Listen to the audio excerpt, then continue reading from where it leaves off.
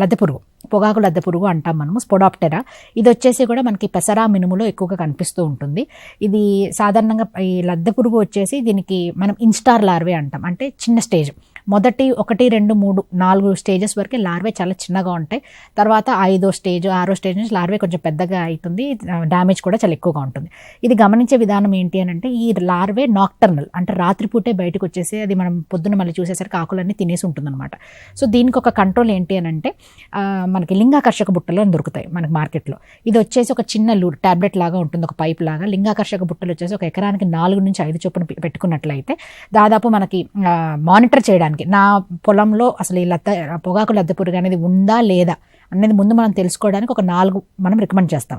లేదా పూర్తి control, massive trapping అంటాం, అంటే పూర్తి కంట్రోల్ చేసుకోవడానికి 10 లింగాకర్షక బుట్టల వరకు కూడా మనం రికమెండ్ చేస్తాం. కాకపోతే చాలామంది రైతులు ఏమంటారు, ఒక అబ్జర్వ్ చేసిన ప్రాబ్లం కూడా ఏంటంటే, అది గొట్టంలాగా ఉండడం వల్ల మనం పొలంలో పెట్టుకున్నప్పుడు వర్షాలు పడ్డప్పుడు లేదా పడిపోవడం కానీ ఇట్లాంటివి ఏం జరిగినప్పుడు నీళ్లు అందులో పడి పనిచేయకుండా ఉన్నవి కూడా ఉన్నాయి. కానీ మనకి ఇది వేసవికాలం, యాసంగిలో కొంచెం వర్షాలు తక్కువే ఉంటాయి కాబట్టి ప్రతిసారి మందులు పిచికారీ చేసుకోకుండా లింగాకర్షక బుట్టలు కూడా వెళ్తే, నేను ఇందాక అన్నట్టు ఈటీఎల్ లెవెల్ అనేది నాకు ఉందా లేదా, ఒకవేళ ఉంటే నేను ఇప్పుడు మందు పిచికారీ చేసుకోవాలి, ఇలాంటి విషయాలు కూడా గమనించుకోవడానికి అవకాశం ఉంటుంది.